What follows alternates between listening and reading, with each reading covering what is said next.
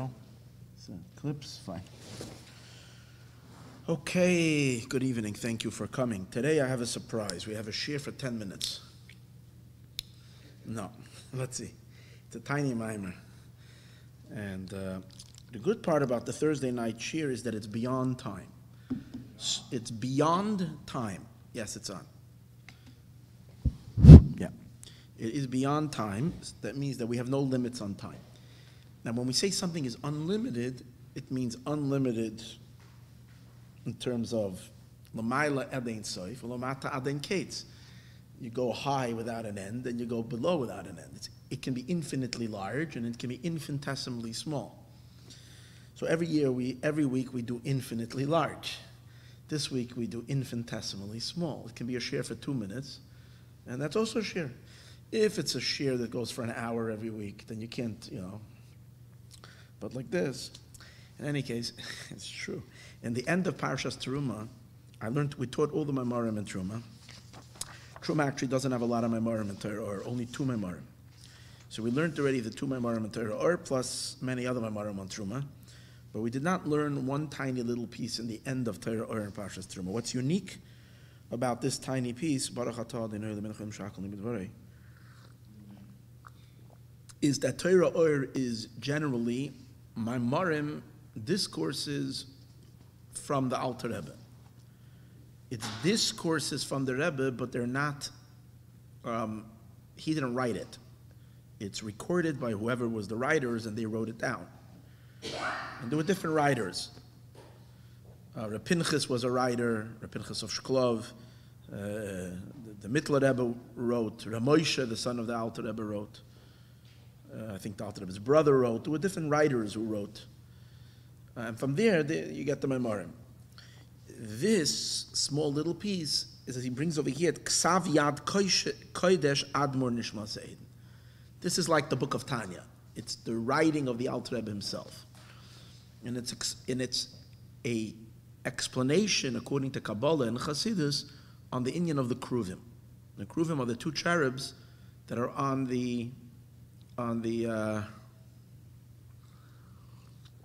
top of the Or and on top of the Ark, on top of the Kapiras. There's the box, the Ark, made out of wood, covered with gold. Inside of it is the Luchos, the tablets. On top of that is the cover, which is called the Kapiras. And then from the Kapiras comes out these 2 bird-like figures. Their body was like bird-like, but their face was human-like. And the Gemara actually asks the question, what does kruv mean? The Gemara says, what's a kruv? So the Gemara says a kruv is a baby face. So the Gemara asks the question, but that doesn't make any sense, because it says, not over here, not regarding to these kruvim, but it says regarding, I think, to some kind of vision they had up there, where it says that one of them had a face of a kruv, and the other one was a face of a man. But if you say that the kruv is also a human face, so what is the distinction then between the one kruv that has a human face and one kruv that has one of them is a kruv and the other one is a human, if even the kruv is human? So the Gemara answers that no, both of them are human, but one is an adult face and the other one is a baby face. Then again, this is not referring to the actual 2 kruvim. Now there are those who say, the Shulah HaKadosh, I think, is the one who wants to say that the kruvim, one of them was an adult face and the other one was a child face. And that's the idea of an peravrav of an pozitra, that the faces were not the same. We know they weren't the same because one was male, one was female. But I think I think I saw in the Tzemach Tzedek, in the Ora Torah from the Tzemach Tzedek, is that he brings the Shulah HaKadosh. Might as well bring that. I'm trying to extract and make this shir a little long. It's going to be really cool if it ends up being the longest shir we've ever given. It's possible, you never know. I get carried away. Over here, the Tzemach Tzedek brings, hold on, right over here.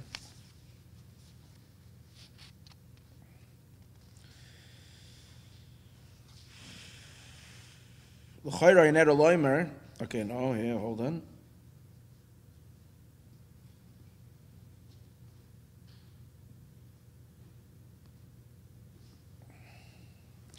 I'll read you the Rabbeinu Bachaya. Rabbeinu Bachaya says, he brings it in Parshas Teruma, Umashi hiskir b'tzivui v'asiso shnei kruvim, that you should make 2 kruvim. V'loi amar shnei, and he doesn't say shnei, bavur kishnei loshen hashavoya. It says you should make shnayim kruvim. It's an interesting loshen. Usually it would say shnei, shnayim. So kushnei means they're equal. Kamoy shnei luchai se'edus, the 2 tablets of testimony, they were both equal. Shnei kavasim, 2 sheep. Shnei hasi'irim, 2 goats. That's why Dafka says shnayim ki chalukim hem binyanam. Why? Zeh zachar v'zeh nekeva. So one was male, one was female. V'chazar amar, and then it goes back, mi bein shnei hakruvim. So first it says, v'sisa shnayim kruvim. But then later it says, it will come, mi bein shnei hakruvim. So it refers to them as shnei as well. V'chein vayas shnei kruvim. And then later it says again, he made shnei kruvim. Zav. L'ramois halashviyasam bezav, they were equal in the fact that they were both gold. Uba'achtus, and in unity. Okay. Valderach hapashat, he brings shnayim kruvim zachar and nekeva. That's coming to indicate that the love that the kruvim came to represent the relationship of the Eibishter and the Jewish people. It was like a relationship of a husband and a wife. And that's the idea of the male and female of it. Like the love that there is between man and a woman. And he brings over here the Haggah, that the idea of that is the relationship between a father and a child is very deep, but it's not passionate. It's not fiery. The love that there is between a husband and a wife is a fiery love. And it's coming to reveal that the connection between the Jewish people and Hashem's love for us is passionate. It's not just calm and Chayin Darsha Rezalbim Sechtes Yuma, Omer of Katina. Okay, and then he brings what the Gemara says, that on the Yomim Tovim, they would open up the parochas in the Beis Hamikdash. During the holidays, during the Yomim Tovim, they would open up. At the time when the Jewish people would come up l'regel, it says, they would open up the paroches, and they would show them the kruvim, that they are connected one to the other. Take a look at your preciousness in front of the Eibishter. Okay. The F Shaloimar, okay. Tzemach Tzedek is already giving some Biur over here.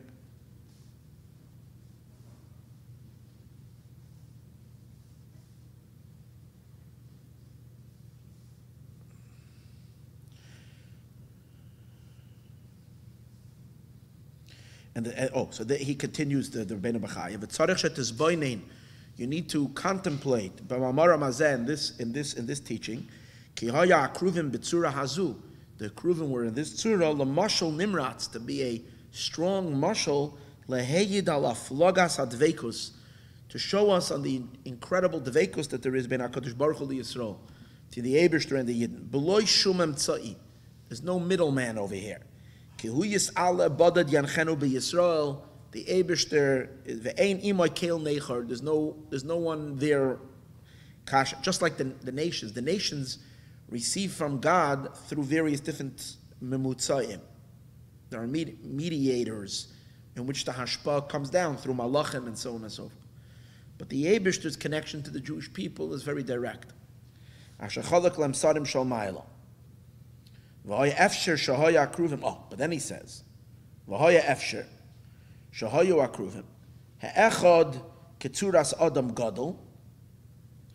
one of them was the tzura of an adult, Hasheni ketzuras yalad katan, and the other one was of a child. Inyan shara Yecheskel, when Yecheskel saw in his vision, he saw pnei echad pnei hakruv. One of them was the face of a kruv, Hasheni pnei adam, and the other one was the face of a man. V'darsha rezal haina kruv haina adam. That kruv and adam is the same thing. But the difference between them it's the same face, but one of them is a child, and the other one is an adult. So Rabbeinu Bachai is saying two things. They're different, male and female, showing on the love between a husband and a wife. And then he says it's possible that they had different faces, one was adult and one was child, to show on the love of a father to a child. Shuhava chazaka, which is a very strong love.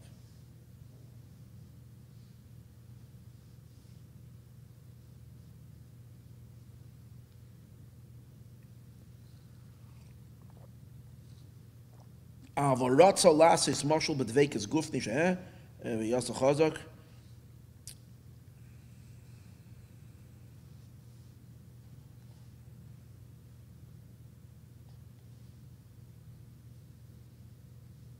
These are bringing this from where?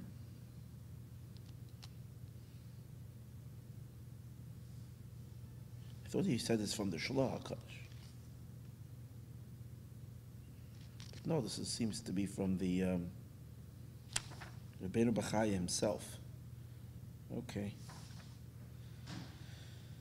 Al Koponim, he brings over here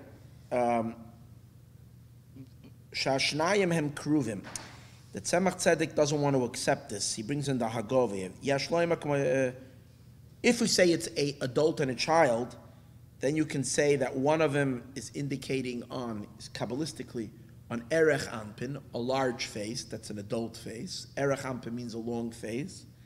And Ze'er Anpin means a small face, it means a child. But Lamai the Masik Shem Zachar Unekeva. But according to what he says in the end, that it's not an adult and a child, but it's male and female. Al Kain Tzarech Loimer Shehem Zun. We're going to learn about that today. That they are the Ze'er Anpin and Malchus. Malchus is female, Ze'er Anpin is male.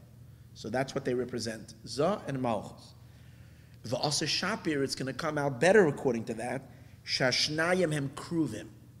You see, the pasuk says Vasisa shnayim kruvim. You should make two kruvim.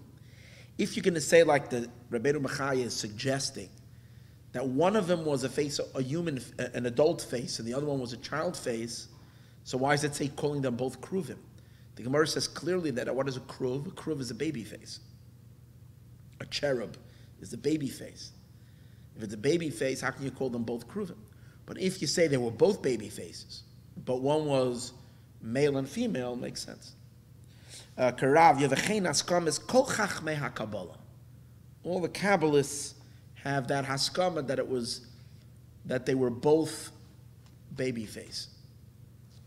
And this is a subject that the Kabbalists have a little bit more authority over, what the face of the cherubs were.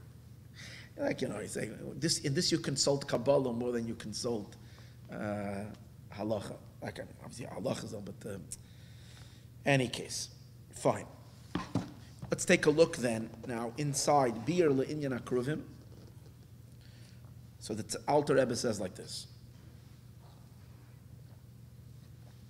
Now it's very cryptic, it's very Kabbalistic, but I think it's the Eibishter is going to help be pretty understandable. Kishahanukva, as we mentioned earlier, one is male and one is female. And what is it referring to? We know that the Shekhinah is female. And the Shekhinah is the source of our neshamas. That's why the Shekhinah is called Knesset Yisroel. Sfiras HaMalchus, the last of the 10 Sfiras. Sfiras HaMalchus is the source of creation. Hashem is manifesting as a king over the world. So he's already in a relationship with creation. Malchus, as we know that the real source of creation is in Sfiras HaMalchus. Higher than Malchus is higher Sfiras, even though they're part of the descent of the divine to connect to the world. But they're still Ein Sof, we're going to see in the mind. That's still a level of Ein Sof. All the Sfiras are Ein Sof.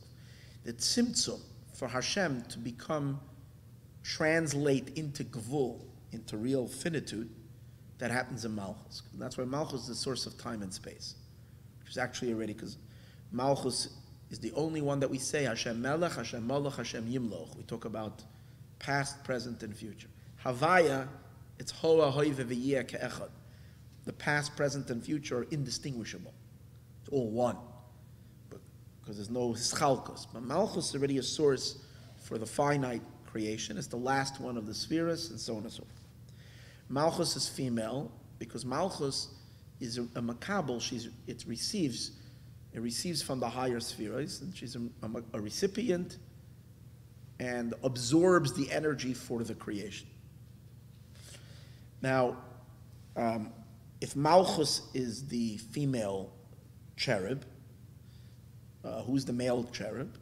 So the male cherub, you can't say it's just Abish there, just God, because why is he a child? It should be an adult. So the idea of the other kruv being both the mashpia, but on the other hand being a child mashpia, being a baby phase, is because we're dealing with the Eibishter lowering himself down to become very small. Because in order for the hashpah to come into Malchus, which Malchus is finite, the Eibishter has to restrain himself to the utmost restraint.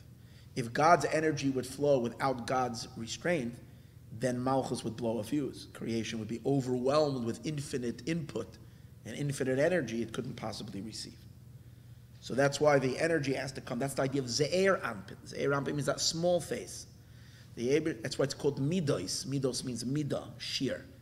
Hashem limits himself to it. But it's still the Ein Sof contracting himself. Shechina is almost like already a detachment. It's an energy of Hashem that separates, just like you see the concept that Shechina is a separate entity, you find with Adam and Chava. That Chava becomes a separate being from Adam. Adam is representing Hashem, and Chava is first a rib part of him, but then she becomes an independent entity. She gets severed from him and becomes a Metzias onto her own, which is the idea that creation becomes separated from Hashem, not an extension of God. If creation would be an extension of God, then the worlds, then the Eibishter can't be a king, because you can't be a king over your own limbs. So there has to be a separation, a detachment, for it to become something other. So Malchus Shechina is already creation.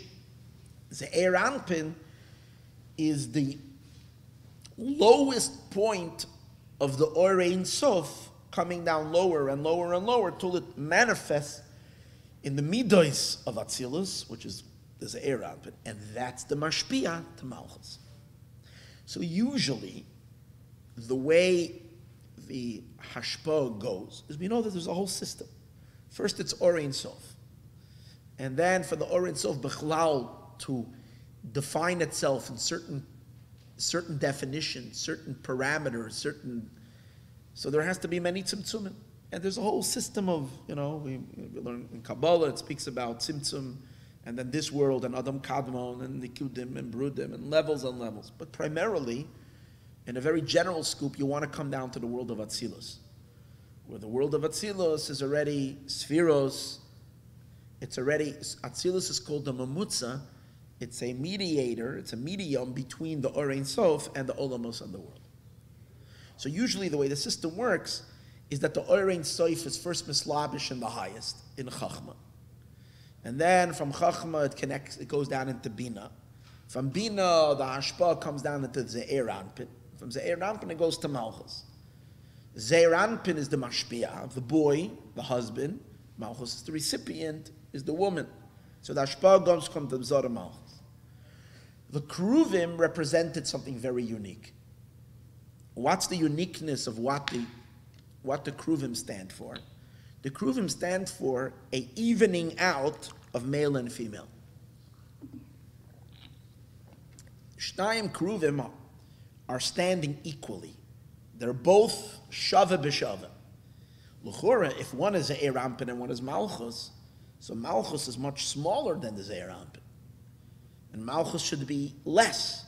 The fact that the Kruvim are standing face to face, and they're both the same size, and there is an indication that the condition in the Mishkan was a state of existence where Malchus was equal to her husband.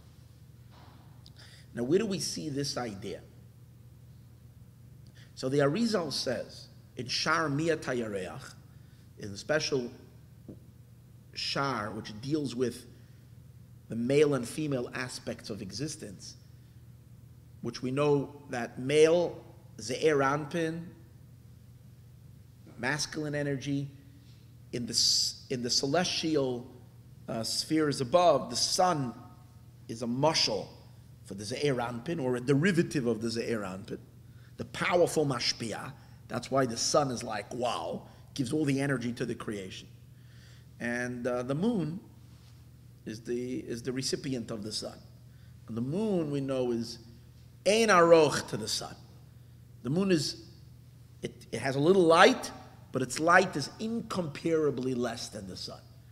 And that's why by night it's dark, and by day it's light, the brightness of the sun and warmth. The moon doesn't give us any warmth, maybe a little bit, I don't know. It doesn't give us any, gives us a little light, but very little light, incomparably less than the sun. And that's because the Eibishter made the moon smaller. Mia Tayareach. Now spiritually, the whole idea of making the moon smaller is related to the idea that the Eibishter reduced Sfiras HaMalchus. Initially, when the Eibishter created the sun and the moon, they were equal. And what does that mean?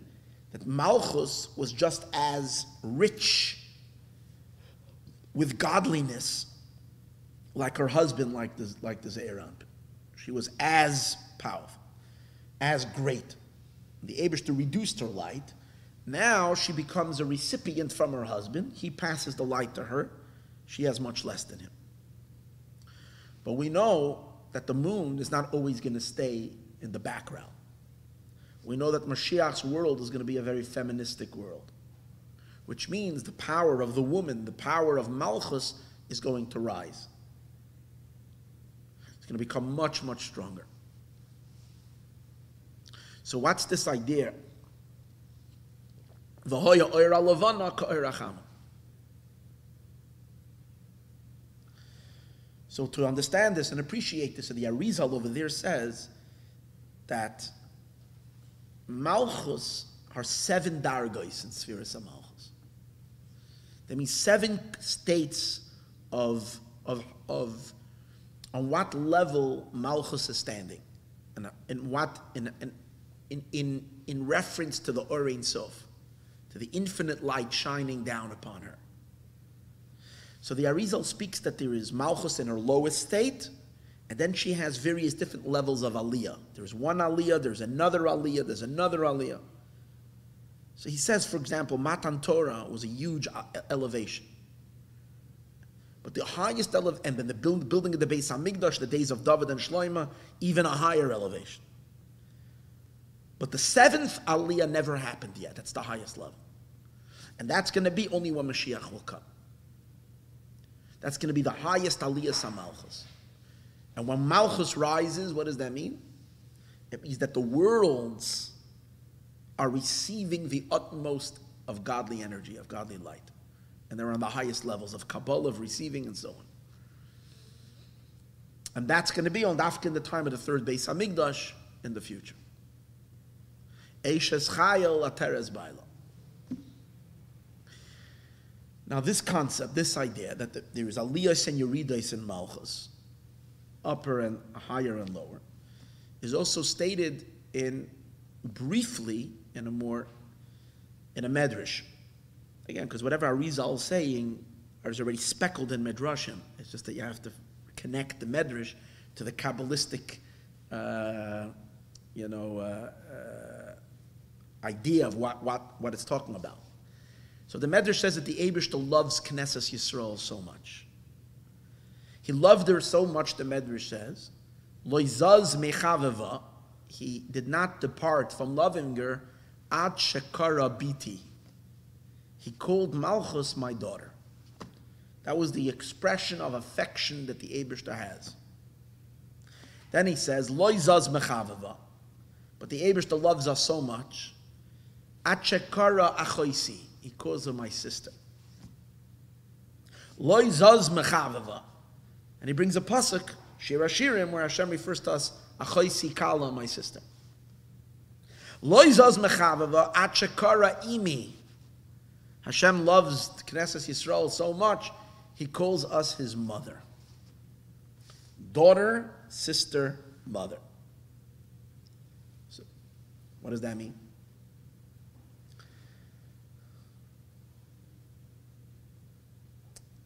Daughter means that we're receiving from Him. A daughter is a makabel, from her father. Sister means what?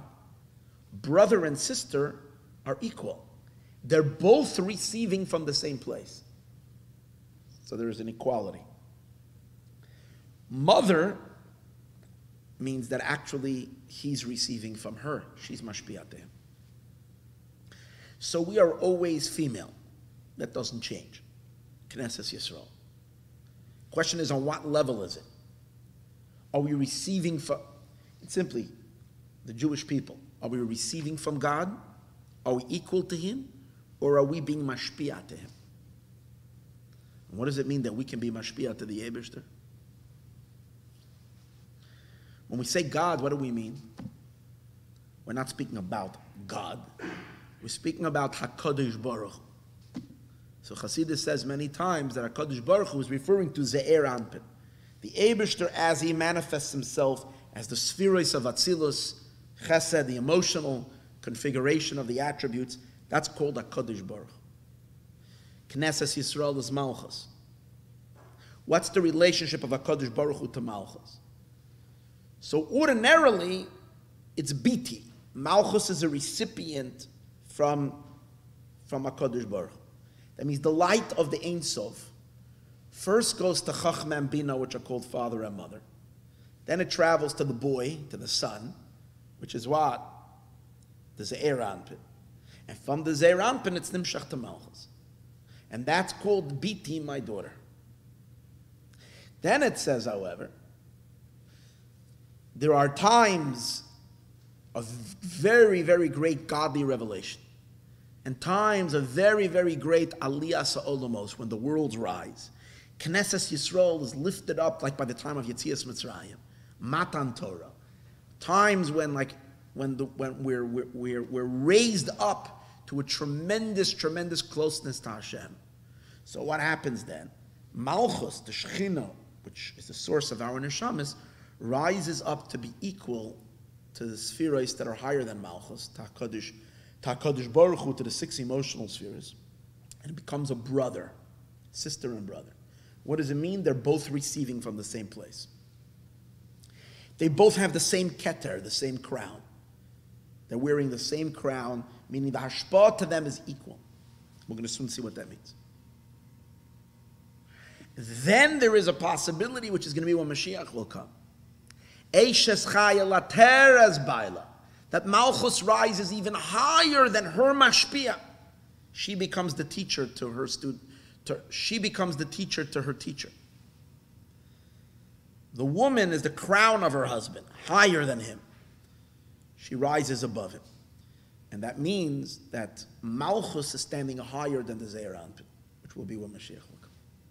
And that's the ultimate aliyah that we spoke about before, the 7th elevation. In terms of the year that Tzemach Tzedek brings, it's the 3 holidays. Pesach, we're recipients. We are helpless. We're stuck in Egyptian bondage and slavery. We need the Eibishter to infuse us with matzah and dalat kaisis and give us a boost and yank us out of Egypt. Lech tech acharei bamidbar. We're just following him. We have no energy. We have no inspiration of our own. We have no enlightenment of our own. We're like just simple. We have nothing, like little children being led by our. So we're mekabla.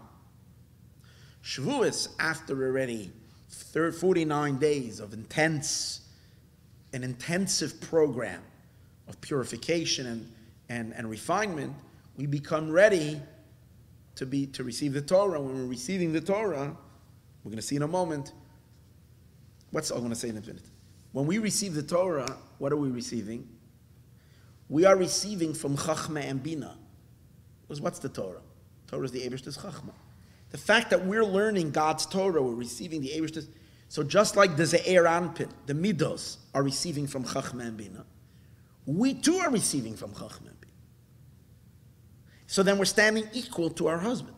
HaKadosh Baruch Hu receives from Chacham and Bina. The Spherois, Chesed, Gevurah, Teferes, they all receive from Chacham and Bina. And we're receiving from the same source. By Mitzrayim, we're not accessing Chacham and Bina revelation. Hashem is bestowing His love upon us, Chesed. The Eibishter is shining His kindness, His love, His mercy, His compassion. So we're makablim from the Eibishter's midos. So the midos are makabel from Chacham and Bina, but we are makabel from the Eibishter's midos, so we're much lower. But Shavuos time, we become equal. That's when we're tzaddikim. But then somehow between Shavuos and Rosh Hashanah, we somehow lose being tzaddikim. And now we have no other choice. We have to become Bali Tshuva. And when we become Bali Tshuva, what's Tshuva? Tshuva is mimamakim krasicha Hashem. A Yid calls out from the depth of his neshama. And when we dig deep inside to the deepest place within our core essence, that uncovers elements higher than Chacham and Bina. It reaches into the Orein Sof Mamish, where the essence of the neshama is embedded. So from the tshuva, suddenly we rise above the Ze'er Anpin, above the spheres. We're standing higher. And then we're called mother. We're the mashpiyim into the Eibishter. That's the relationship on these three levels. When the Eibishter said Vasiso Shnayim Kruvim, you should make two Kruvim, we're talking about making them equal. Why? Because the Mishkan we were commanded to make right after Matan Torah.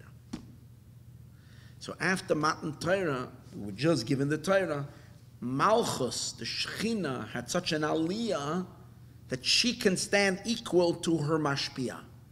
Mashpia and mushpa stand equal. Teacher and student are standing equal. Husband and wife are standing equal.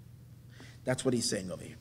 Kishahanukva, when the nukva, which is the sources of our neshamas, Malchus of Atzilus, he Knesses Yisroel, which is Knesses Yisroel. Oimedes, when she stands, panim bepanim, face to face, imza, with her husband, with the Ze'er Anpin, Fishavin b'koimasam, they're equal in their height. What does that mean? Because when Malchus is receiving from the Ze'er Anpin, again, usually, this is a very unusual situation. The natural state before Matan Torah, the way the creation is set up, is that the hashpah goes from spheres to spheres, and the Malchus is receiving much less than her husband. Her husband gets the bulk, and he's being mashpiyat. Then they're not equal. Usually a woman is shorter than her husband. She's not equal. So it says in Kabbalah that her head is to his chest. That means her moichen is to his chest. Let's see what that means spiritually. His chest is referring to his emotions. That means she's not receiving his mochen. His intelligence is his intelligence, remains beyond her. In Knesses Yisroel, it means that the Eibishter's intelligence, Torah, we're not kalim for Torah. We can't receive God's infinite wisdom. When the Eibishter's wisdom, when the Eibishter's wisdom influences or educates the Eibishter's emotions, I'm looking for another word, it informs. When the intellect informs the emotions, so the emotional energy is what we're receiving. Malchus is receiving. From the level of midos, not from the level of moichen. That's what it means that Malchus's head is up to his chest, meaning from his midos, not from his moichen. That was until we went out of Mitzrayim. But once we went out of Mitzrayim and we came to Matan Torah, now we were no more called Biti. We're called Achoisi, sister, is because we're standing equal. That's what he's saying. And that's the two Kruvim, where the two Kruvim are equal. Shanukvu Knesset Yisroel Medes Panim Bepanim, standing face to face, Imza with the Zeirampin. Vishavim became Mosam, they're equal in their height. Umekabeles Gamkein, and she is also receiving Hamoichin, the Abba ve'ima. She's receiving the mochin of Abba ve'ima of Chachma and Bina. What does it mean she's receiving? Because that's by Kabbalah Satira. We'll see in a minute. The Keser Echad L'Shneim, and both husband and wife have the same crown. We have one level of Keser, which means we're both being mashpia from Chachma and Bina, and there is an equal Keser to both. And we're soon going to see the Keser Echad L'Shneim. Where do you see in the Kruvim Keser Echad L'Shneim? Both Kruvim are stemming from one Kaporas. Miksha Tasa. There is a Kaporas. The Kaporas is considered the Keser. To what? To the two Kruvim. But both of them, it's not like there's more Keser, and it's not like the one cherub, the male cherub, is on a higher point in the Kaporas than the other one. They're both equal stationed on the Kaporas. Keser Echad L'Shneim. Both of them have one Keser. Tzemach Tzedek asks, if it's Keser Echad L'Shneim, then it should have been the Kaporas on top of their heads. Why is it that their feet are planted on the Kaporas? It's implying that they're above the Kaporas, as opposed to the Keser is above them. That's a question that he asks on it. But Al Kaponim, Azai, then Nikram Achim, then they're called siblings. Then the Ze'eranpin and the Malchus are called siblings. V'ze'hoya al yedei Kabbalah Satira. So the Alter Rebbe says, this happened through Kabbalah Satira. We're so elevated that the very same godliness that's flowing into the Ze'eranpin Ta'akadosh Baruch Hu is flowing into us. This is wild stuff. So when you're learning, you're opening up and learning Gemara. When you're learning halacha, you have a shir every day.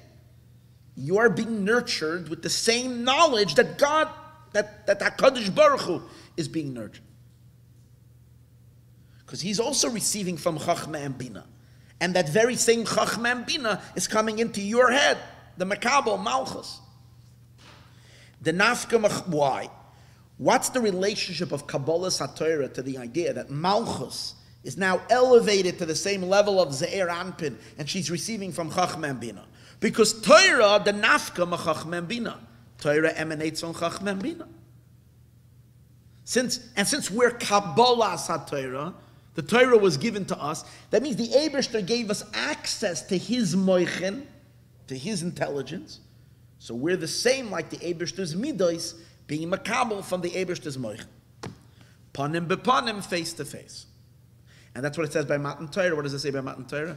Panim bepanim, dibar Hashem imachem. V'hinei ba'atzilus. Okay. So now we understand that they're both equal. But what's the idea of them having, and we understand male and female, we understand. But what's the idea of why they have a baby face? What's the baby face over here? Why not an adult face? So he says an interesting thing. There's two Torahs. There's the Torah in Atzilus. There is the Torah in Atzilus, and that is an absolutely godly Torah that we have zero inkling of what it is. The Torah as it is in Atzilus. And where do we live? In Olam Asiyah Hagashmi. The Chiddush of Matan Torah was that the Torah of Atzilus came down into this world.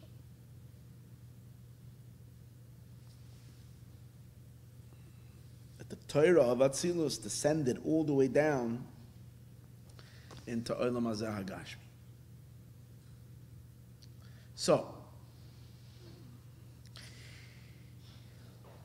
but it's the same Torah. When the Torah came down into our world, it didn't leave all its light above. It compressed itself. The Torah of Atzilus compressed itself into a formula that is physical. And these are like garments in which embedded in this Torah that we're learning, Al Torascha, on your Torah of Atzilus, Shelamadetanu, that you taught us. You taught it to us in the lower worlds, in Olam Asiyah Hagashmi. So therefore he says, V'hinei ba'atzilus, in our soul source, in Malchus of Atzilus, Knesset Yisrael. First of all, Matan Torah was an elevation not only for Neshamas down here, it was an elevation for the Shechina. Because Malchus of Atzilus plugged in to Chachma and Bina. And because our source, Malchus of Atzilus, plugged into Chachma and Bina and became as tall as her husband, that's why down here we received the Torah and we had such tremendous godly enlightenment. We became from a nation, from a human nation to a godly nation. Right? We were elevated ein aroch. Why? Because the Shekhinah up there was also elevated. Our soul source was plugged in to Chachma and Bina and became therefore a brother, a sister to HaKadosh Baruch Hu. So, but in the realms of Atzilus, their human face, male and female, their human face, their adult face, because over there they're mature spheres. V'nei ba'atzilus nikroim, in Atzilus they're called Adam Gadol, they're called an adult face. Who? HaKadosh Baruch Hu is an adult man, and Shechina is an adult woman. Va'an peravrava, that means an adult face. Adam hagadol means a mature adult. Va'an peravrava means a face of an adult. Lihiyois, why? Because oirein soif melubish gam bekelim. Because in Atzilus, the oirein soif, the infinite one, that's called gadol, is mislabish in the spherois, and he's enclosed not only in the oiros, in the lights of Atzilus, and the energy of the spheres, but even in the kelim. The Eibishter manifests and unifies even with the kelim. Ilazois, and therefore, iu v'garmu echad, he and his garments, which are the kelim, are totally one. And therefore, they're called adult. Vayidei HaMishkan, but what was the chiddush of the Mishkan? The chiddush of the Mishkan is that all that spectacular godliness of Atzilus condenses itself, contracts itself, compresses itself, and descends down into our world to be manifest in Olam Asiyah. When it manifests in Olam Asiyah, it shrinks enormously. And from an adult face, it becomes a baby face. Because it's manifesting. Now, when a baby face is an exact adult face, it's just everything is miniature. Everything is small. So this descent, now really the descent didn't happen by the Mishkan. The descent happened already where? By Matan Torah. The fact that the Eibush, the Torah's Torah, that these unbelievable, phenomenal, godly ideas were translated into human language and into worldly phenomenon, that is itself already the descent. But then the Eibishter manifested this in a physical Mishkan. So therefore he says, Vayidei HaMishkan, through the Mishkan of Beis HaMikdash and Beis HaMikdash, Shetzimtzum Shechinasai, that the Eibishter was mitzamtzem his Shechina, mi bein badei ha'arayin, from between the poles of the arayin, ba'asiyah, in the world of asiyah, azai nikra zun. It's at that point that zun is called anpei zutra. The ze'er anpin is then called anpei zutra, small face. What face is it? It's the same face, but it's miniature. Anpei zutra. Big Gemara, that's what the Gemara calls as anpei zutra. Ve'hein Hakruvim, and these are the cherubs. So the cherubs are the humans of Atzilus, HaKadosh Baruch Hu and Shechina shrinking into the physical Olam Asiyah, and that's why they're babies suddenly. It's just showing you the miniature of this big. It's the microcosm of the macro. And Atzilus, they're macro. And over here, they're micro. Tiny, small, but it's the same in it. Very good. And since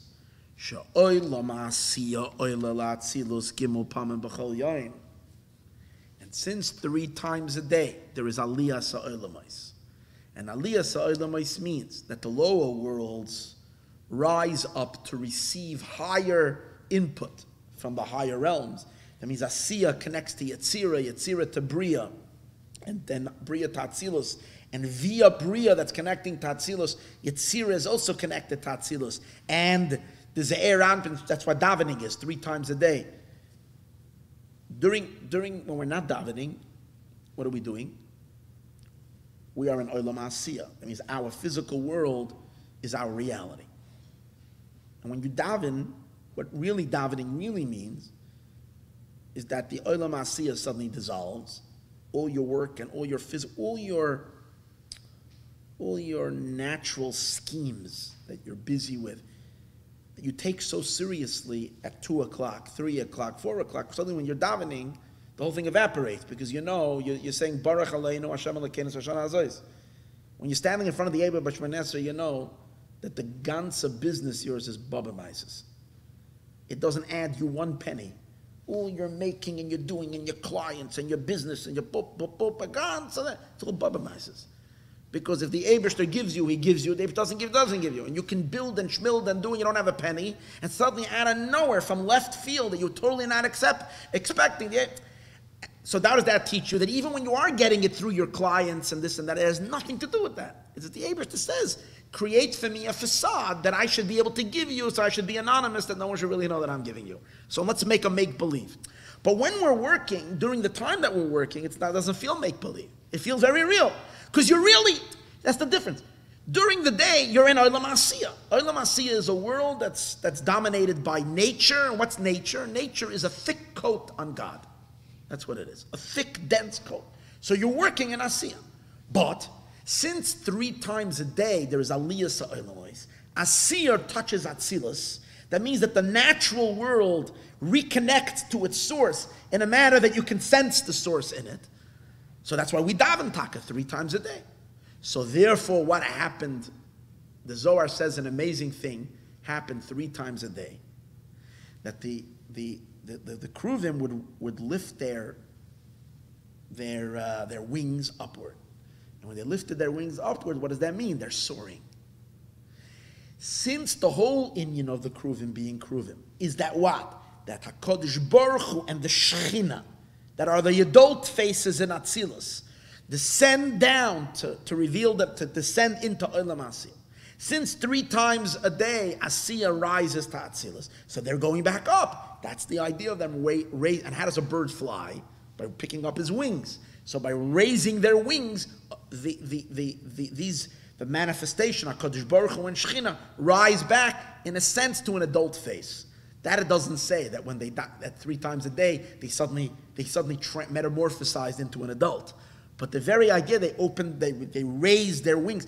It says that when the Eibishter told Moshe Rabbeinu to make the Aron, it says you should make them Knafayim Parseh Knafayim. That's what the pasuk says. But the Zohar says it didn't. Even though it was built that way, it didn't stay that way. They would put down their wings, and they would lift them up 3 times a day.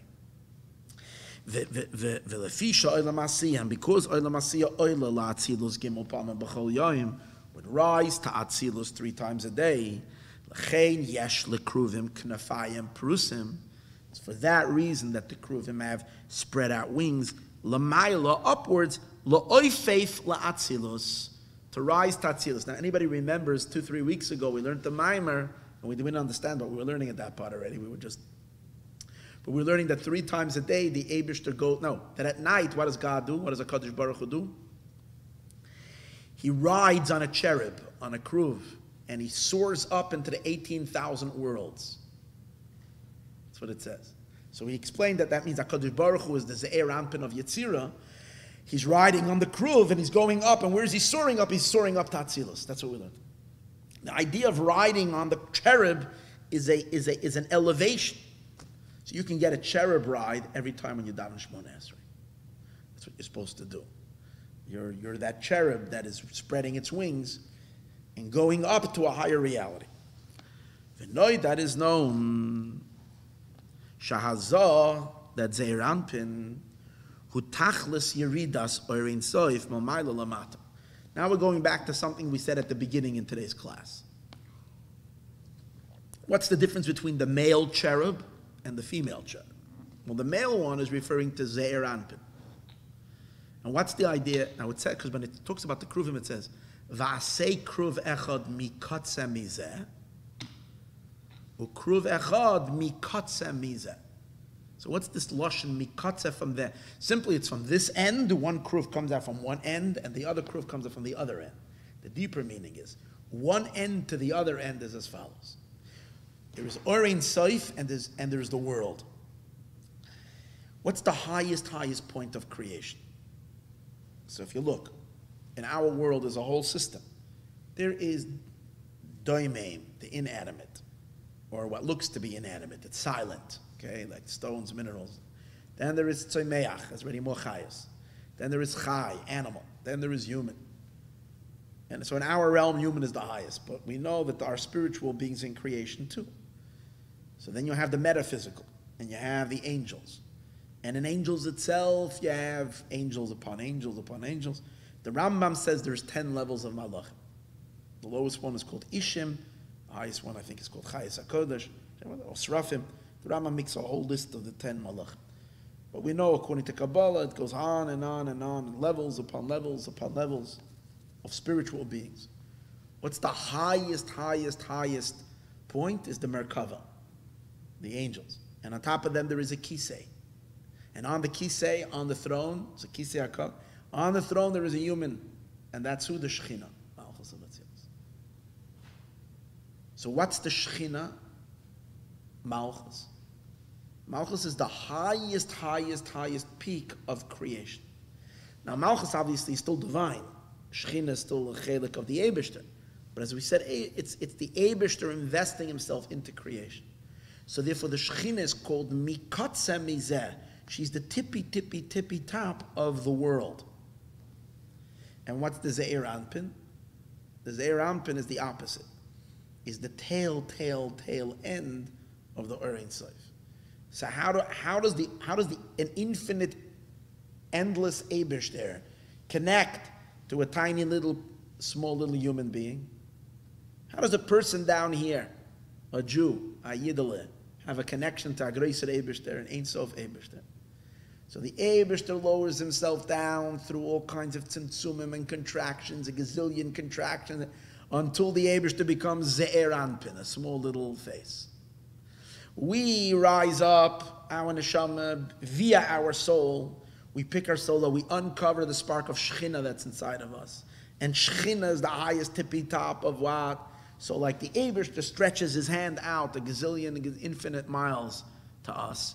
We stretch our hands up in davening and longing to the Eibishter, and at a certain point, our fingers lock like this, and that's how the Orein Soif and Knesset Yisroel receive the Hashpah.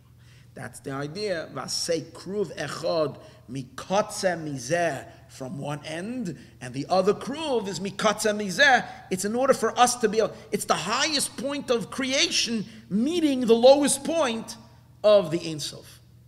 And that's what he's saying. V'noi, that is known, shahazah, that there's a Zeir Anpin, who tachlis yeridas Orein Soif.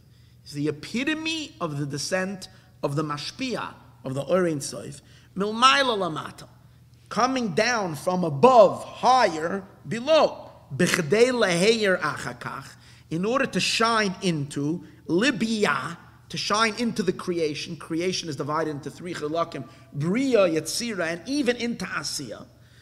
Al yedei, but how is the Orein Soif coming all the way down into creation, to bria? Al yedei hanukva. First, he's going to shine into the Shechina, and through the Shechina, the input of HaKadosh Baruch Hu and the Orein Soif is going to come all the way down into this world. So al yedei hanukva, so she's the second crew.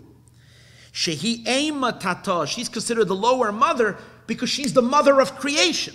She's the mother of creation, so Shehi Makar Biyah, she's the source of Bria Tzira Asiya, Sheba Atzilus and Atzilus. She's in Atzilus, she's still the world, she's still in the realm of the divine, but she's already considered the source of Bria Tzira and Asiya. And mikatze mizeh, here is that unbelievable place. Can you imagine the tension over there between the two Kruvim? It's where the Ein Sof comes down and the worlds rise up, and the point of connection that happens. And through that connection, the Ein Sof reaches every part of the creation. And especially Gilui Elokus, it reaches every Jew to illuminate his neshama, his or her soul, with tremendous godly light. And that's why it says Kruv Echad Mikatze Mizeh. One Kruv comes from one end, who Ktsei Ein Sof Shebezah. That's the Katze of the Ein Sof. That's in Zah. Again, it's the very end of the Ein Sof, extending itself to the lowest madrega that Ein Sof could extend itself, and that is Zah. Kruv Echad Mikatze Mizeh. The one Kruv from one end, who Makar Biyah, is the source of Bria Tzir Nasiyah, Vishar Sham Sheba Atzilus, and her source that's in Atzilus. Shemislabish Behem Gamkein Ein Sof, because in Biyah, in Bria Yitzir and Asiyah, the Ein Sof is also being mislabish. How? Al Yedei HaMoichen the Abba Ve'ima, through the, what did we, now the ultimate hashpah. Remember I said in the beginning that there's two levels of hashpah. There's one level of hashpah is without Matan Torah, the way it was from the you have to say ultimately that the Ein Sof reaches this world even before Matan Torah. Because if the Ein Sof would not reach the world before Matan Torah, how does a blade of grass grow? Right? How does a bird fly? How do we take a breath? Every movement, everything is only Eibishter. So you have to say that even prior to creation, the Ein Sof, the Eibishter, makes his way all the way down here. The difference is only that until Matan Torah, the way the hashpah works is a very, very diminished hashpah and a very concealed hashpah. Why? Because the Ein Sof descends through all the partzufim, lower and lower and lower, and then into Atzilus, and from Atzilus down to the Ze'er Anpin. Ze'er Anpin processes the light of Chachma and Bina into her, and through that process, he later gives it to Malchus. But the quality of that light is not moichin, it's not the intelligence. As we said earlier, Malchus only reaches the chest of the Ze'er Anpin. That means she's only receiving from the midos of the Eibishter and not from the moichin of the Eibishter. And when that's the case, you have just a natural world, but there's no godliness revealed in the world. But here we're talking about the moichin of Abba and Ima. That means the moichin that are much higher than the world. As we say, Chachma and Bina's Torah, Kadma La'olam, it's infinitely higher than time and space. It's Ein Sof. Is transmitted to Zah and to Malchus equally. That's what we said. That's what it means that Malchus is called a sister, not a daughter. On the lower level, Malchus this is count. On the lower level, Malchus is receiving from where, as a daughter, is receiving from her husband. But after Matan Torah, when there's Aliyah Malchus, Malchus is now standing equal. So where is she receiving? She's receiving the same Chachma and Bina that her brother receives, that her husband receives. The Mashpia, she's also receiving. But he's going to say an interesting thing. Even though they're both equal and they're both receiving from the same level, he's still man and she's still woman. What that means is that the hashpah is still coming from him. Definition of man is mashpia. It's still coming from him. But it's just passing through him. Instead of it going to him and becoming his, and then being processed, transformed, diminished, lowered according to his madrega, which is the Ze'er Anpin, which is already small, and only then being given over to Malchus. That's not what happens. It just comes through him to her. She receives it on the same level that he receives it, because it's not changing when it's going into the Ze'er Anpin. It's still remaining in a complete transcendental Chachma Bina Diga level without it being lowered down. And so what would be the difference then between the lower level of Malchus? Malchus, as we said, in an unelevated state. And Malchus if she's receiving from his chest, or Malchus if she's standing panim face to face. What would be the difference? The difference would be one thing. Both times she's receiving from him. It's just that when she's receiving from the lower level, it means that he receives the hashpah, and after he receives, he gives her whatever he's giving her. As opposed to, the hashpah comes to him and to her equally, but it's descending into him, passing through him, and going directly to her. That's called hashpah b'derech ma'avir. There's two types of hashpah. One that is called b'derech hislapshus, when something is coming in a manner of hislapshus, and the other one is called b'derech ma'avir. And let me explain the difference. Derech hislapshus means when you're learning something, so you're studying, you have a flash, and then you process it in your mind. It's being mislabish in your mind, and then you go and you explain it to someone else. So the fact that it went into your mind, how are you hearing it? When you read something in a sefer, and then you're giving it over to someone else.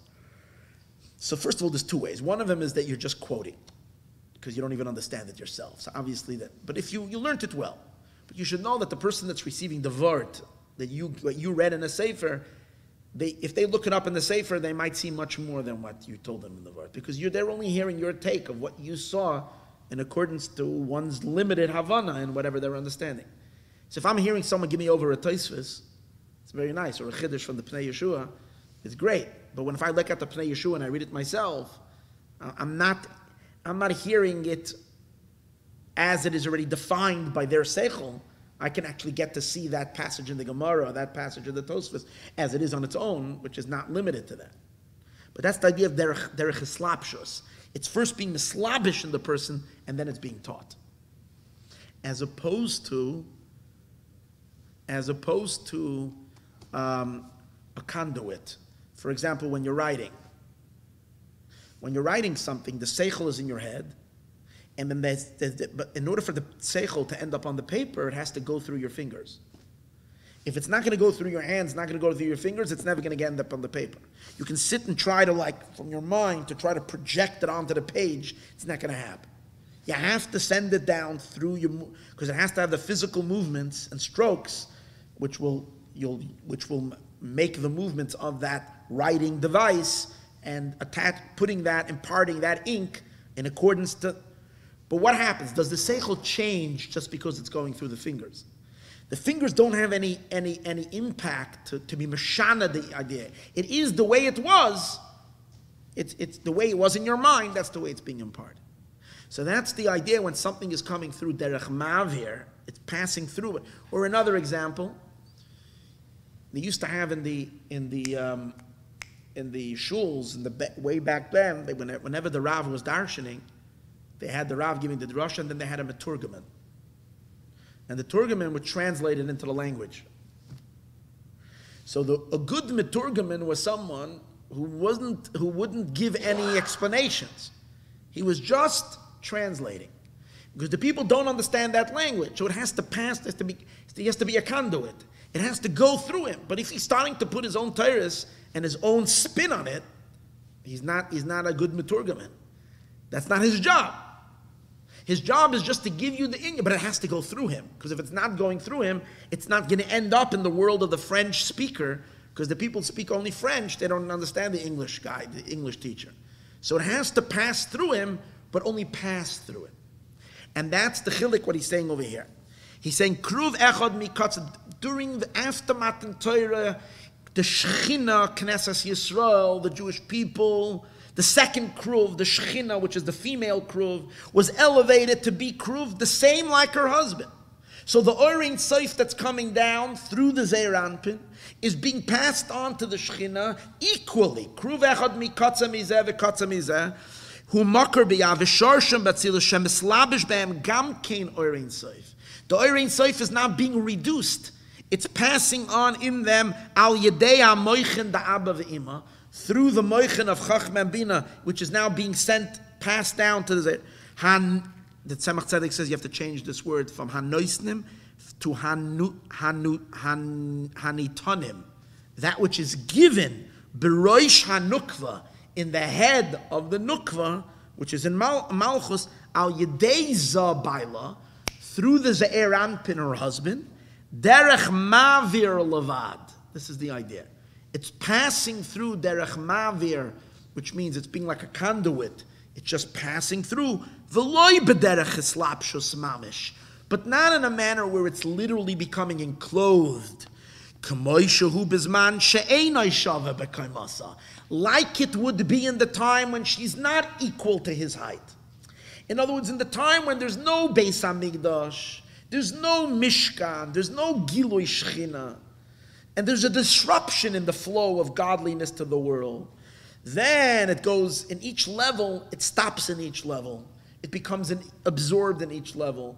And then the levels, then you're diminishing the light. And by the time it gets down to the recipient, it's only a trace of a trace of a trace of what it was. But when it's passing through b'derech mavir, then you're getting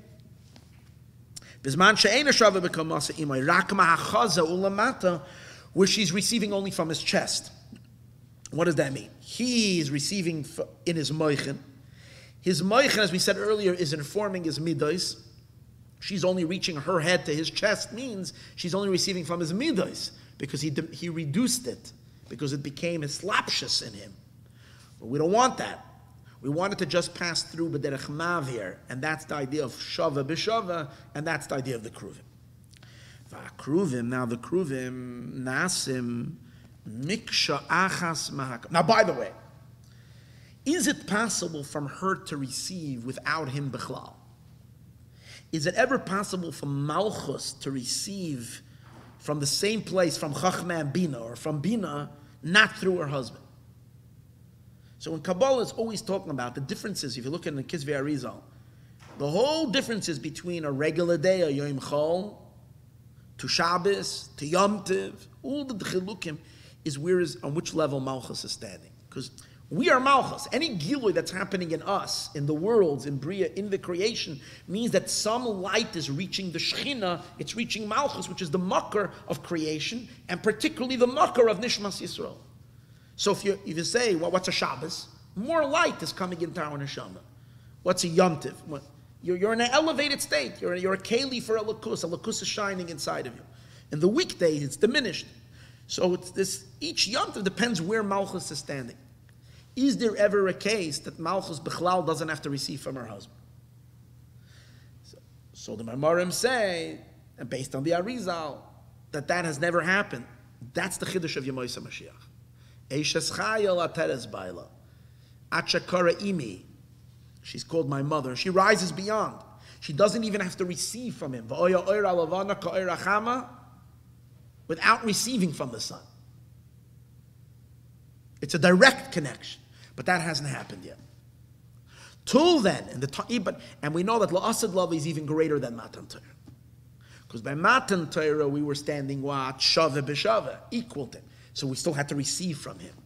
But after Matan Torah, when Mashiach will come, there will be aliyah of Knesset Yisroel to even higher than it was by Matan Torah. Hakruvim nasim miksha achas mahakaperes. Now the kruvim were hammered out from the kaperes. What's the kaperes? Shehu bechinas keser l'shneihem. That's what we said earlier, that they both, when they're standing equal, they have the same keser. So what's that same kinniker? The fact that both kruvim, male and female, are both etched out from the same kapiris means they have the same makar, they have the same keser. V'gam b'chinas makif. Oh, now the kaporos is two things. The kaporos is a makif. The kaporos is a makif on the kruvim, and that we had already the shaila I asked earlier. I'm just going to repeat the question that Tzemach Tzedek says: if the kaporos is a makif on the kruvim, so what's the kaporos? The kaporos is the level of keser, galgalta. We'll get to that in a moment. So the question that Tzemach Tzedek says is, if so the kapara should be on top of the kruvim. Here we have what? Here we have the kruvim are coming from the kaparas, so the fact that they come from it, and you weren't allowed to make it separate gold. It had to be from one piece of gold. Rashi says you hammer it out, meaning the whole metzias of the kruvim are from the kaparas. That makes sense because the Zeir Ramp and this are receiving their entire existence from the Keser. But the fact that they're both receiving from the same place, that's the idea of Keser Echad L'Shnaya. But the Kapara serves another function. It's a platform for the Kruvim, but it's also a cover for the Luchas, for the Arayin and for the Luchas. So he says, V'gam b'chinas makif ala Luchas. It's also a makif. The Kaporos is also a makif, an encompassing power on the Luchas. Sheba Arayin. Sheheim b'chinas Yisoid Abba. What's the Luchas? The Luchas is Torah. What's Torah? Chachmasai u'ritzaynai shel HaKadosh Baruch Hu, the Eibishter's Chachma. So if Torah is the Eibishter's Chachma, so Torah is what? The light emanating from Chachma, Sfiras HaChachma. Chachma is the Eibishter's Chachma. And in Chachma we know is the Orein Sof resides in Chachma. It's the first sphere. Since the Torah, however, Chachma Vatzilus is unknowable, Orein Sof. Right? Torah, which is Chachmasai of the Eibishter, when the Eibishter gave us the Luchais, came down in Olam Hazeh HaGashmi. Eibishter brought the Torah down that we should be able to learn it. That's why from Chachma itself, it's Yisoid Chachma. Because what's the Inyan of Yisoid? Yisoid always is the Mashpia being Mashpia to the Makabel. The fact that Chachmasai Shel HaKadosh Baruch Hu is being Nishpa down here to us, to the Makabel, it's the Yisoid element of Chachma. That's why it's called Yisoid Abba. The Kruvim, not the Kruvim, the Luchais.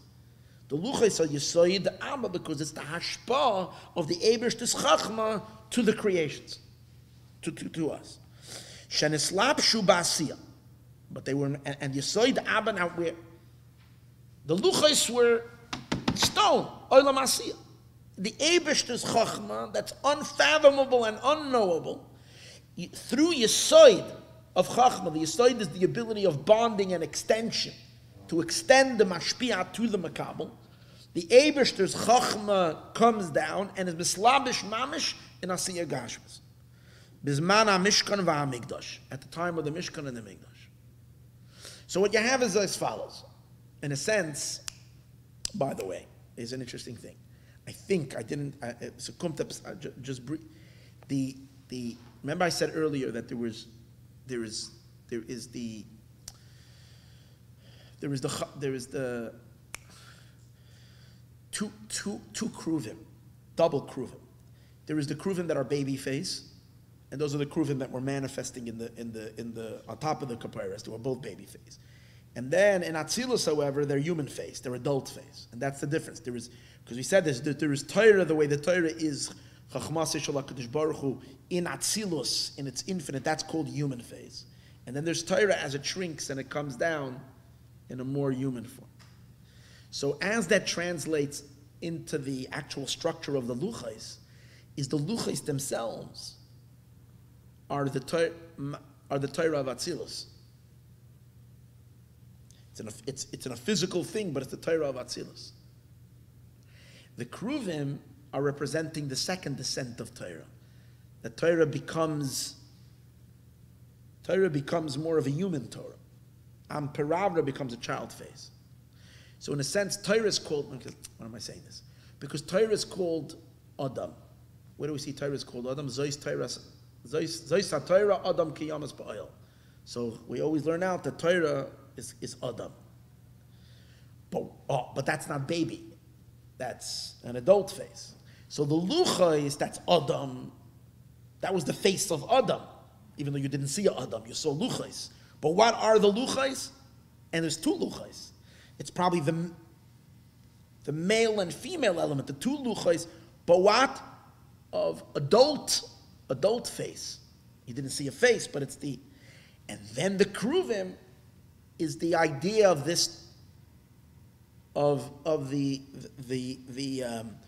mature face of Adam, which is the idea of Torah taking an infinite leap to present itself to us in a baby form, which is the Torah that we're studying down here, dealing with Gashmias, but it's the very same Torah that is in the Luchais, which that is the first manifestation of Yis, because even Torah and Atzilus is also a Chiddush, because Chachmasi Ritzayin Shel HaKadosh Baruch Hu is beyond any kind of Inyan. It's one with the Or Ein Sof. So the fact that it should even come into its Tziyur Adam is already an Inyan of Yisoid Abba. It's the Chachma's ability to be Mashpia, to become Luchais.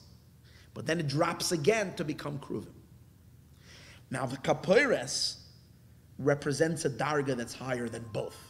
It's higher than the Luchais, and it's higher than the Luchais, and it's higher than the Kruvim. It's makif both. It's makif the Luchais, you see. The Kapoires is a cover for the Luchais. So it's a makif, it's an encompasser above the Luchais. It's also an encompasser above the Kruvim. Because the Kruvim are coming out min HaKapoires.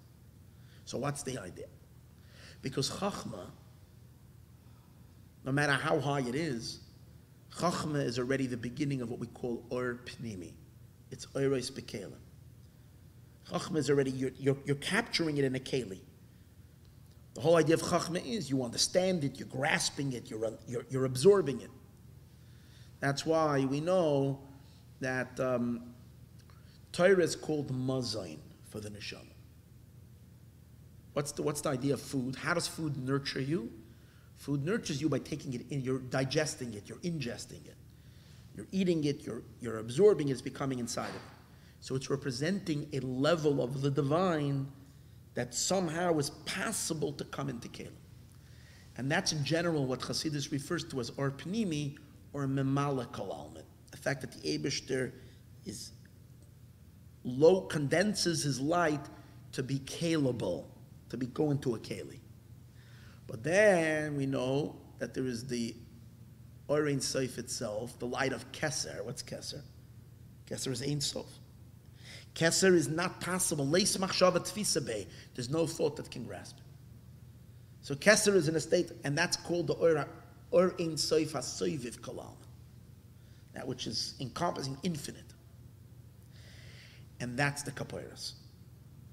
So the Kapoires, and similar, I mean, example, similar to Keser, the light of Keser reveals itself not in Torah. In Torah, you're not tapping into the energy of Keser. In Torah, you're tapping into the level of Chachma. Chachma is already an Or Pnimi. How do you tap into the level of Keser? Through mitzvahs. Physical actions of mitzvahs, even though they're lower than Limud Torah, I mean, it's a physical action as opposed to an intellectual study. But it's higher, because how many mitzvahs do we have? 613 plus 7, the Rabbanon, is Keser. That means that dafke in the, why? Because the mitzvah, and what's Keser? Keser is higher than Chachma. What's higher than Chachma? Ratzain. If you take a look at a human being, your Chachma is one particular facet of your soul. Your Ratzain is your very you. And your Ratzain is equal in your entire body. Your Ratzain is shaylet equally. Chachma is in your brain. It influences the rest of your body. Ratzon is everywhere. That's why anywhere in your body is dominated by Ratzon equally. The will of the body dominates your nose and your toes equally. Actually, the toe is a little better than the nose. You have complete domination of every Ratzain, because the Ratzain is not a specific in the person. Ratzain is the person himself. In terms of Eibishter, what's God himself? Not a particular koyach of the Eibishter, but the Eibishter himself is the light of Keser, the Or Ein Sof. And that's the Eibishter's Ratzon that's captured in mitzvahs. But precisely because it's so lofty, because it's so Ein Sof, precisely because it didn't come down on Or Pnimi, it's for that reason that that mitzvahs you can't understand them. So mitzvahs are not mazayin. Mitzvahs don't serve as food, nutrition for your soul. Mitzvahs, in Zohar it says that mitzvahs are what? Levushim for the neshama. A mitzvah is a garment for the soul. Mitzvahs is a garment. The neshama needs garments in Gan Eden. What's the idea of a garment? So we know that a garment of a person, on the one hand, it's less than your food. Food, you need a garment. But you know that it says in Kabbalah that the makifim of the person's neshama reside on your levushim, on your garments. That's why the Mekubalim and Chassidus were very makpid on the idea of levushim. Levushim are very, very serious. Because on the levushim reside the or makif of the. There's a certain part of the neshama that goes into the body, and there's the makifim. So there's levels of makifim. There's a makif hakarev, a closer makif that resides in a person's clothing, and then there is a makif harachik which resides in a person's home. It's also a makif. But that's the idea of makif. Mitzvahs, because they're so Ein Sof, because they're so believable, because they're so Ein Sof, that's why we can't, you surrender to the Eibishter's Ratzon. You don't try to understand it. You do what the Eibishter wants. You're touching the light of Keser in a mitzvah. And that's why it becomes a levush for your neshama. Not a. So now, and that's the paroiches, the kapoiras. And that's why you see an interesting thing. Where was the ikar giloi of Shechina in the Mishkan? What was the ikar giloi? Not the Kruvim, not the Arayin, not even the Luchais. The main giloi Shechina was ala kapoiras, mi bein shnei Hakruvim. Because the kapoiras is the seat for the Or Ein Sof. Oh, but then let's just leave it by there. No. Because you want to be able to take it in also. You want to be able to grasp and understand. That's already the beginning of Torah process. Yeah, first luchais, that's the adult face. An adult understanding, an atzilus tiga understanding. It's like if you would understand Torah like the Arizal understood it. It's like in its pure mystical, Ein Sof tiga understanding. Then there is the Torah as it shrinks to us, and we can speak a sugya of Shor Shenagach HaSapara. We know what a shor is, we know what a para is, we're dealing with stuff that we can have a achiza on because it comes down into the baby face of the Kruvim. But that's already Or Pnimi. Kapoires is what? Or Makif. Now the light, he's going to say, of the Makif, the light of the Kapoires is so vast and so much greater than the lights of the Kruvim, that compared to the light of the Kapoires, to the Ein Sof of the Kapoires, both Kruvim are equal. Talking about the Kruvim, one Kruv is, we said earlier, the descent of the Or Ein Sof. The other Kruv is what? The rising of us to connect to the Eibishter. So it's like creation rising to God. The other one is the condensing of the Eibishter towards us. So that's so much bigger. The male is so much bigger than the female. Once the Or Ein Sof is coming into Kalim, it's equally far from the Or Ein Sof like the creation. So that's why they're, to the Kapoiras, both Kruvim are absolutely equal. It's another reason why they're equal. Because once you have the Izgalus of Kapoiras, Keser Echad L'Shneim. It equalizes both of them. So now let's see. V'gam hakaporos v'aluchos. Hold on. Bizman וגם בכנס מעקב על הלוחה שבאורן, שהם בכנס יסוי דאבה שנסלאב שבסייה, בזמן המקדוש והמקדוש. בזמן המשכן והמקדוש. The time of the Mishkan and the base of Mikdash. But here's the amazing thing. ובזמן עליות Hakruvim. So it comes out from this whole set. What's the lowest in them? From this ganze parsha over here, the whole set that we have over here. The kaporos is the highest. The luchos and the arayin. Now, by the way, in terms of a human body, it says like this. The luchos are the brain. That's the moichin. The arayin is the kruma sha'al ha-moichin. There's a certain membrane that's on the brain, which in Hilchos Treifus, if there's a little puncture in the kruma sha'al ha-moichin, on the membrane that's on the brain, it's right away puzzle. B'mashu, even the tiniest bit. So that's the orain, is the kruma sha'al ha-moichin. And what's the kaporos? So it says the kaporos is the galgalta. Galta is the skull. Now we know like this, that the Tzemach Tzedek brings to this Inyan, that when Chas v'shalom, a person is found dead, and we need to identify the person.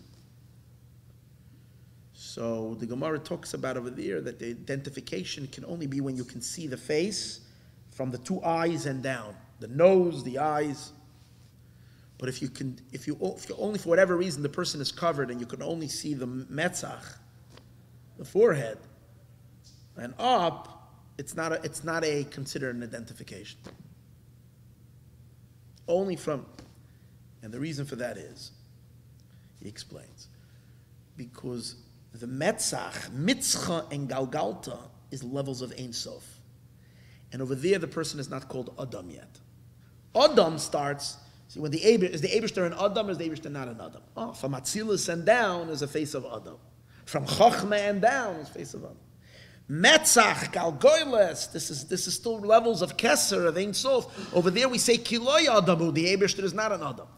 We're not talking about Nishta Mensch in a negative way. Nishta Mensch in a positive way. Above being a Mensch. Ein Sof. Beyond all things. So that's and the Madrega of Kaporos is the Madrega of Galgoyles. And so what's the lowest? The lowest of the Kruvim. Because the Kruvim is what? Ze'er, Anpin, and Malchus. The Arayin is Chachma, Yesoid Chachma. The Arayin, the Lucha is, yeah. But this is the Ze'er, Anpin, and Malchus, which is the lowest. Especially the female cherub. But yet we see an amazing thing. That when the Kruvim lifted their wings, they were elevated. And when they soared, they didn't just soar themselves. They elevated the luchos with them. And not only did they elevate the luchos with them, they even elevated the kaporos with them. What's the maila of the Kruvim?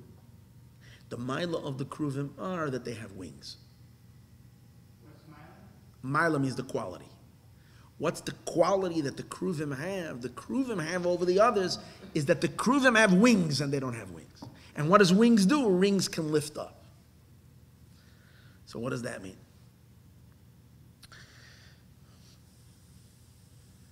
The wings represent Ava v'yira, love and fear. Now, on the deepest, highest levels of connection to the Eibishter, there is no love and fear. In Atzilus, there's no love and fear. Love and fear. Why is there no love and fear in Atzilus? Why is there no Ava v'yira? Because where the Eibishter's emes is so strongly pronounced and revealed, you can't love, you can't fear, because you don't have any self-awareness. There is just pure bittul. There's just absolute nullifications, and there's no garnished oiserhem. Like it says by Moshe Rabbeinu, didn't have a love of Hashem. He had no feeling, no heritage of self. I love, you have to be a Metzias in order to be able to love. So in Atzilus, there's total bittul, silence, nullification, garnished, einoid malvada, not the Eibishter.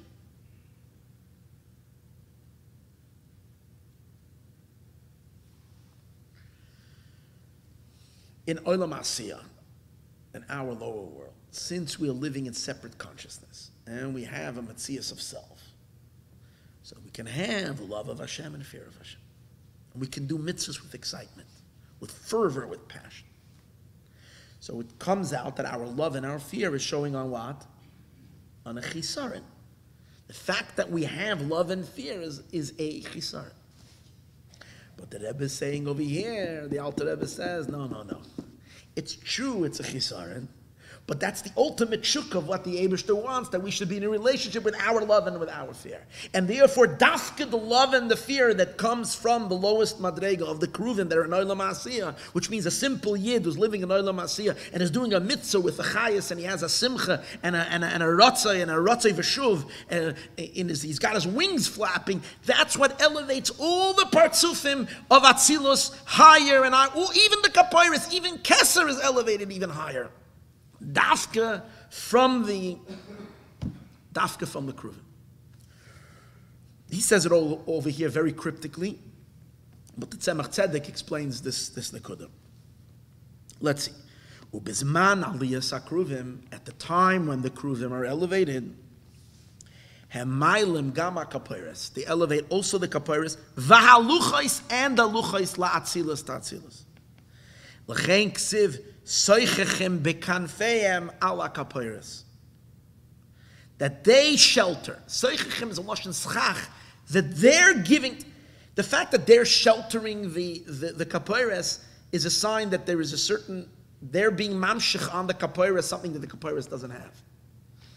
Soichechem bekanfeim ala kapairis, sha'kapairis oilehim moyim, that even the kapairis is elevated. It says that one of the things it says about Be'ikvasa de Mashiach, it says that in Na'arim Penei Zikenim Yalbinu, youngsters will cause shame to the Zikenim, will embarrass Zikenim. People will have no respect for the elders.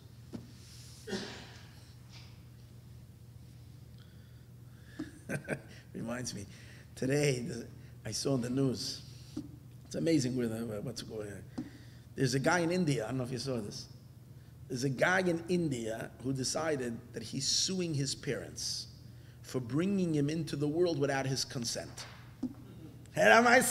He's taking them to court. His parents didn't consult with him whether to bring him into this world. So therefore, he's suing them that they're responsible for everything in his life. They have to pay every bill of his. Because they brought him in. And more than that, he's giving a whole thing that you don't have to respect your parents. It's the opposite. Parents have to take care of their children. The whole thing, it's the whole crazy. And it's funny, his parents answered, and they're both lawyers in India. So he said, but I thought this would be a fascinating Torah, because the Gemara has a whole question. There was a whole question in Aliyah space there. They were questioning if it's noyach la'adam shenivra, or noyach shaloi nivra. It's a machlokes Beishamai Basil said that we're going on and on this for a very long time about noyach shenivra and noyach shaloi nivra.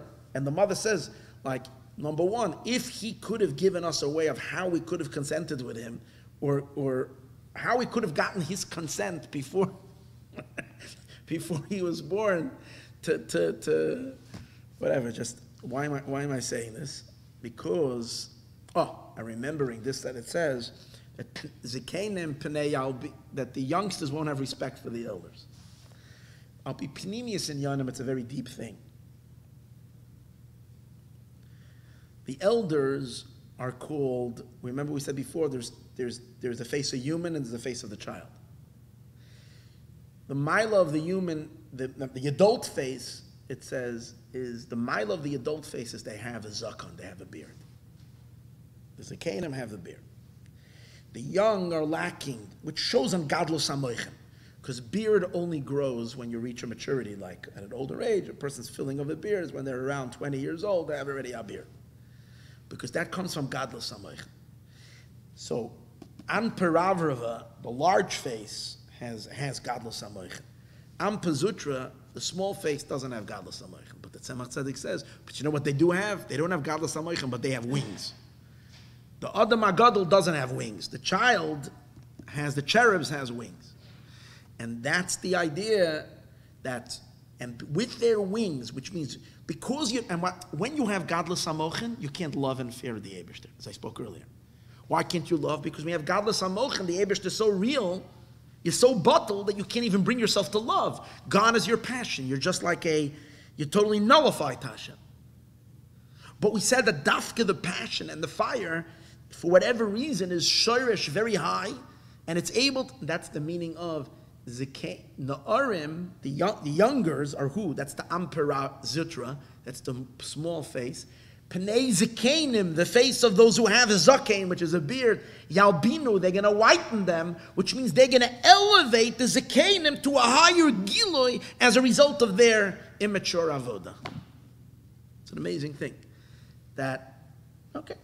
Our Chisaron, our lacking, that's our Maila. Precisely because we don't have the full degree of bittul, we're able to get excited about a mitzvah and not be nullified by God's will to the point where we can't, and that's the ultimate elevation. In any case, but this was as long as what? As long as the Beis HaMikdash was standing, you had all this incredible godliness manifesting all the way down where? All the way down here in Olam Asiyah. But v'achar ha'churban, after the destruction of the Beis HaMikdash, nistalku zun sheba'atzilus l'makoymon. The zun, zuchra v'nukva of Atzilus went back to Atzilus. That means we don't have in our physical world a manifestation and a drawing down of them into this state. So this whole unique, unbelievable, godly phenomenon that came all the way down to Olam Asiyah Agashmi is not here anymore. It was interrupted. V'loi chazru l'slabish oid ba'asiyah. It did not return anymore to enclose itself in the world of Asiyah Gashmias, in the physical Asiyah Gashmias. Af bebayasheni. And even in the second Beis HaMikdash, they were never able to replace. Why? Ki nignazu hakruvim. We know that they didn't have the Arain then, they didn't have the Kapar, they didn't have the Kruvim. So that whole thing, that Elokus should be so present all the way down in the physical world, we weren't able to capture that again. Until the third Beis HaMikdash, b'meir b'yameinu. Ella. But it doesn't mean that we can't channel down here in this world. Ella rak b'pchinas pnimiyas ha'olamais. We can have the same Giloi, but it's not manifesting in the chitzonius of the world. That means in the concrete, physical reality that you should be able to see the Eibishter as he's taking on a physical form in those two cherubs. The Orin, that not. But it's happening, the Pnimiyas Olamais, that means in Nishmas Yisroel it is taking place. In the V'shachanti B'soicham, B'toich Kol Echad V'yechad, that's called Pnimiyas Olamais, that's where the Eibishter still has a Mishkan. And there's still Kruvim over there. How? Are you the Esek HaTorah? When a Yid is learning Torah, the same Gilui that happens in the Kodesh HaKadoshim, like it says, Ein lo Meshachara Beis HaMikdash, Ein lo HaKadosh Baruch Hu, the Eibush doesn't have any other thing, Ela Dalet Amis Shel Allah. So in the Dalet Amis Shel Allah is the same Gilui that was in the Beis HaMikdash, but it's taking place in Pnimiyas HaOlamos, which means inside. So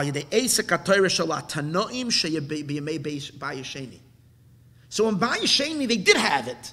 They didn't have it b'chitzonius ha'olamos, but that's in the Bayesheni was when the whole era of the Tanoim came about, and they were the ones who learned Torah and gave us Torah Shabbal Peh, and they brought down this Giloi in their neshama and threw them into all neshamas.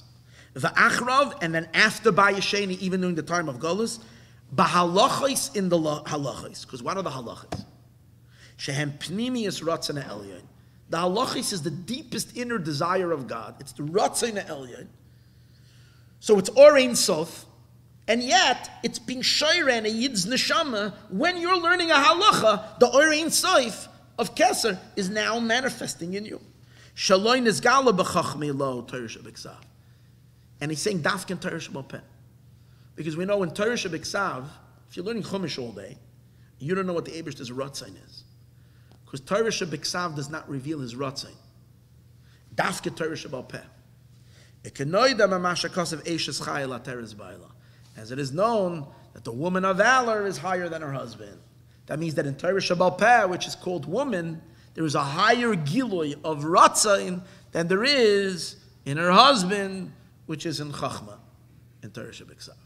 So today's days we can also have the gilui. Now what's interesting, that you see the gist of the Maimer is explaining the equality of the Malchus to the Zeir. But Bisman Hazeh, he's talking differently. He's talking that there is dafka in her, not in him. Because I guess the time of Golus is already a achana for the time of Mashiach. The whole avoid of Golus is prepared for the time of Mashiach. And what's going to happen when Mashiach will come? She's going to be higher than him. So even in the time of Golus, when we don't have any more a Mishkan for the Inyan to manifest mitzad from above, and it's only taking place in those that are learning Torah. But even now, it's be'ikr in the feminine Torah more than the masculine Torah, which means more in the halachis of Torah Shabbat Peh than it is in Torah Shabbat Ksav.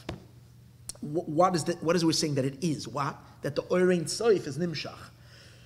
Oirein Soif is Ratzain. And where is the Eibishter's Ratzain is Gala? Dafkin Torah. That's why, by the way, the Lubavitcher Rebbe instituted you should learn Rambam. I always struggled with it, but for the last 2 years I took it seriously and I started learning it.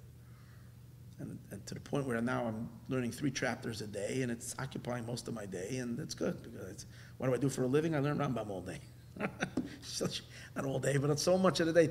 Now it's a little easier. It's Karbanis. When he gets to Taharis and he gets to Mikvahs, you go crazy over there. But what's so special about that? You can learn Gemara, learn Daf HaYomi. It's good. The problem with learning Gemara is that you don't have halacha. You have a shackle of Vitaria, but what's the halacha? Unless you're learning the Gemara so well that you're getting down to halacha. But when you're learning Rambam, you have halacha psuka. We don't always paskin like the Rambam. It's a different story. But you have, and what you have is you go through the entire body of halacha of the entire Torah, which you don't have in any sefer, because Shulchan Aruch doesn't have that. Shulchan Aruch only deals with Zman Hazeh. If you want to have the entire Ratzon Elyon, what's God's entire Ratzon, you have to learn all the halachis of Torah Shabbat Peh. And where do you have all the halachis of Torah Shabbat Peh? Only in Rambam. Because he gives you the entire, and the Rambam himself says that all you need is Chumash and my book, and you have the entire. But the mile of that is this idea: you can become a Beis Hamikdash because you have Ratzon Elyon Shoira dwelling inside of you. Dafka, it's Nizgala in Chach, in Torah Shabbat Peh, Eishes Chayil, Ateres Baila. Anyways, that's it. You came just in time for the finale. This week we had the smallest mimer ever, but I said it's going to take 10 minutes. We got an hour and, how much did we get? Yeah. Almost 2 hours. Yeah. An hour and 45 minutes. You're 10 minutes. Eishes Chayil, Ateres Baila. Next week, it's not going to be such a picnic. Next week, it's probably going to be 3-4 hours. It's a long...